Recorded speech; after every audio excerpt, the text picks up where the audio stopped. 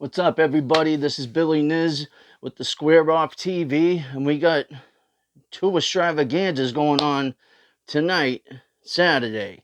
UFC 268. And with the three fights I care about, you got the first fight of the night, Justin Gaethje fighting Michael Chandler. I looked at these guys in the same light when Justin was in the World Series of Fighting. And when Michael Chandler was in Bellator, they were both like the same guy to me. They're both wrestlers, and they don't like to wrestle. They love to throw fucking hands. So this is the first fight of the night, and welcome to Billy Niz's Octagon. Thank you so much. The co-main event, Thug Rose Namajunas taking on Wei Lee again. Right after that one kick of the fight in the first round, and a couple ground and pound punches from Rose, knocked her ass clean out, starched her. They're fighting again. And the main event of the evening, you have Kamaru Usman, the UFC welterweight champion, taking on challenger once again, Kobe Chaos Covington. So let's brace ourselves for this, all right, man? All right. Welcome to my octagon, ladies and gentlemen, the Salty Octagon. You know, I roll here I have people come over from time to time. You know what I'm saying? Anyways, man, I'm excited. And in the boxing spectrum, we have Saúl Alvarez, taking on Caleb Sweet Hands Plant. And I'm going to give my opinion on that fight as well. And there's history in the making with that fight. The very first undisputed super middleweight champion of the world will be crowned tonight. So, let's get into the UFC. For the first time in a long time, I don't know who's going to win out of Justin Gaethje and Michael Chandler. I cannot believe it's the first fight of the night. If there's any stinkers that are after that fight, sucky fights, that's a main event fucking fight right there for the first fight. I understand the two belts got to go in front of it, but I figured there'd be. I know Frankie Edgar's fighting tonight. Of course, they're gonna have the New York guys. You know, Ray Longo's camp, where Matt Serra, the Longo Serra camp. You know, and Renzo Gracie, who helps with the jiu-jitsu, and Ray, and Wonder Boy goes there a lot of the time now because Wonder Boy's brother married Chris Weidman's sister, so they're family now. Wonder Boy's basically there, but he still gets trained by his father. Unfortunately, I don't know his name, but that don't matter right now. Neither does Wonder Boy. But what I do have to say about the Gaethje Chandler fight, whoever wins this fight don't get first crack at the title. I don't think Dana's going to go with that because Islam Makhachev, Khabib Nurmagomedov's the GOAT of the lightweight division who retired and who helps train Islam, and they're basically brothers. He came out of Khabib's father's fight camp in Dagestan, and there's a lot of fighters out of there. But they train, when they come to the United States, they go to AKA with I'm so sorry. He's a great trainer, a Hall of Fame trainer. God damn it. I don't want to get it wrong, but I'll get back to you on that. Daniel Cormier's came out of AKA Luke Rockhold, Khabib. So many fucking fighters have came out of there, but Islam is out of there and trains in Dagestan with Khabib because Khabib has his own like fighting center there now. Um, and Khabib has basically taken over his father's job. His father's dream was for him to retire an undefeated champion and then have Islam become an undefeated champion or just become champion, whatever one it is, because that will cement. Khabib's father, I feel, is going to be a future UFC Hall of Fame coach. Because they had those are Dagestan Russians over there that his father trained that comes out of there. They're something else, and I feel, and I think Dana is most likely going to feel, because DC, before I go and say this, DC was making a strong accusation that he should fight for the title, and Gaethje's pissed off. He went at DC. He he went at Kobe Covington last night, telling him he's a piece of shit for saying because Kamaru Usman's father was in prison. Who gives a fuck? Everybody goes to prison where I'm from. It ain't a new fucking thing. You know what I mean? People, you can. It is what it is, Colby. That's how you know you're a super white, privileged, fucking whatever they say. But you are super white and privileged, and I thought that was tasteless for you to say that. I would have punched you in the fucking face at the press conference the first second we score off. But anyways, I love Colby, but I just thought that was tasteless. But anyways, I strongly feel whoever wins this fight is gonna fight Islam Makhachev, and whoever wins that fight is gonna win the winner out of UFC 269's main event. That is challenger Dustin Poirier versus Charles do Bronx Oliveira. And that is in December. I think before Christmas or right after. I think it's before. I think it's right after, but I could be wrong. But I know it's in December.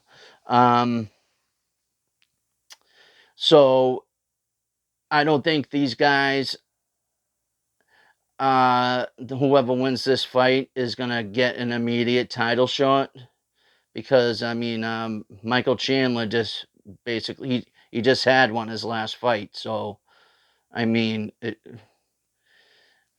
it just wouldn't look. I just don't think it would look right.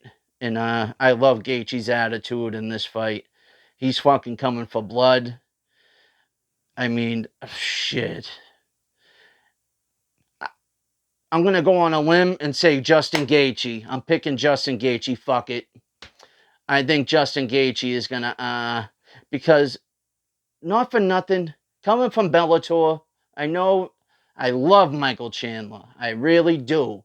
But the UFC is a different animal. You know, this is you're fighting in sold out arenas and in Las Vegas, and this is Madison Square Garden.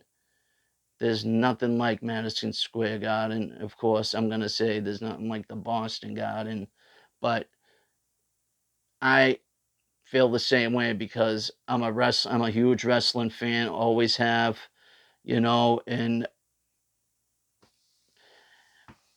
I say, you know, between us and New York, man, I mean, a lot of people would say Madison Square Garden, but you know, we haven't had a the last boxing fight we had at the Boston Garden was Ricky Hatton versus Luis Collazo, which Ricky Hatton won the belt. And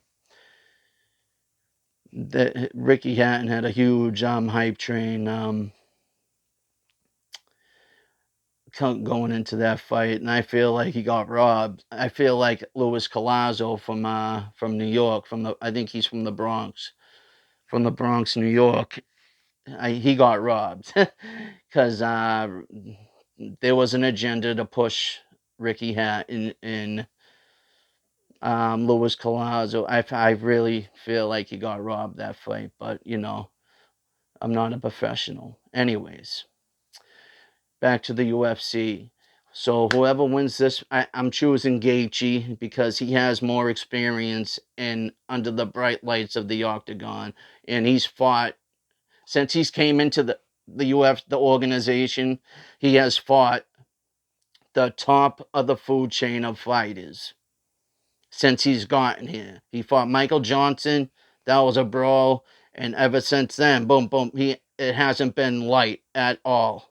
So like, if I was Chandler, he should do the same thing, and he is doing it, but he fell short. I thought I had Chandler beating Do Bronx. I really did. He had him put away in the first, but uh, Charles Oliveira with an incredible black belt jiu-jitsu game is a amazing Muay Thai fighter, and that's what ended up winning him his fight. And the reason why I'm picking Justin Gaethje is because I feel Justin Gaethje hits a lot harder than Michael Chandler, and I didn't like how his chin. I didn't like he he. It looked like he was just getting tagged, and he went right. It was just all bad from there. So hopefully that stigma of getting knocked out and weakens your jaw. Hopefully that don't happen, because Michael Chandler can be a UFC lightweight champion and most likely will be, but that lightweight division is a fucking shark tank right now. Um, I don't even think Conor McGregor can even get through these guys. I mean, he showed promise against Cowboy Cerrone. That might have been at 170. I'm not sure, but I feel like Conor should take either go back to featherweight or maybe even go up to 170 welterweight. Because I don't think he has a chance in hell at this point in his career of even coming close to a title shot, you know, in the lightweight division. I feel like he would have a better shot either either in featherweight, because in featherweight he would hit people with that left hand, and it was lethal. That he put the best fighter out in what was it, 1 point something second. It was he broke the record, one punch. Aldo was out before he hit the mat. But anyways, wherever I feel like either Connor should he ain't gonna want to cut weight. So why not go for the next best thing? Another um the welterweights. Why not go up to there? I feel that would be the best.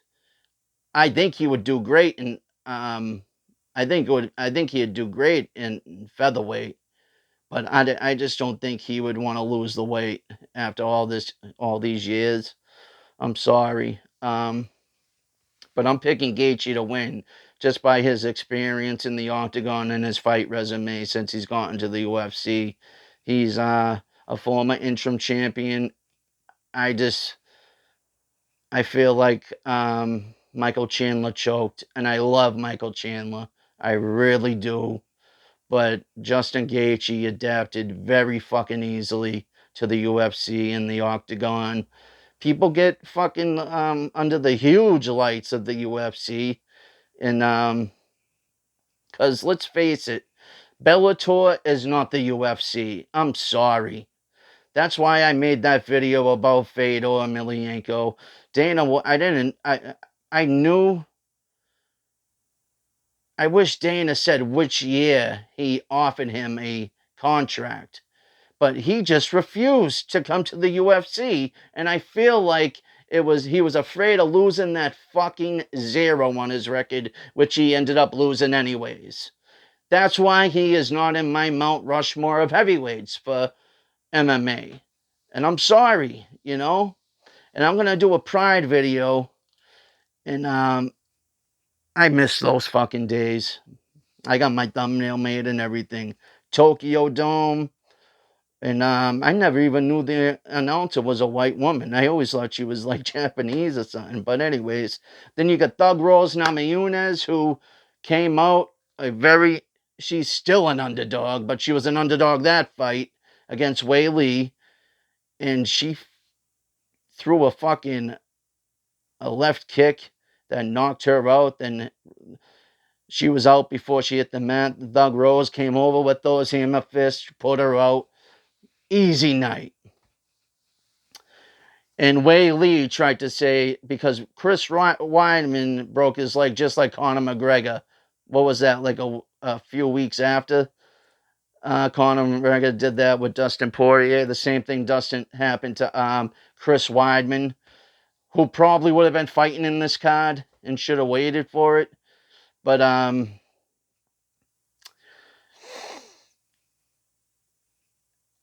going with Thug Rose on this fight. You'd be a fool not to. But she's an underdog. What does DraftKings in Vegas know that we don't know? I mean, that wasn't no fluke. I mean, just by her saying that she was traumatized by what she's seen on the screen, it's like, dude, you're a fighter. That should not traumatize you. You should be ready to do that to somebody. So that ain't an excuse to me. I'm sorry, Wei Lee. And I know you speak Chinese too. They're just telling you not to speak English. But anyways, that's off subject, but that's a bullshit excuse. But the main event, every time I've chose against Kamaru Usman, he's surprised me time after time. I chose Gamebred. He knocks him clean the fuck out. And he's close to retiring, so I mean, I want Kobe to win. I really do. I want Kobe to win. Deep down in my heart and my soul. I love Kobe.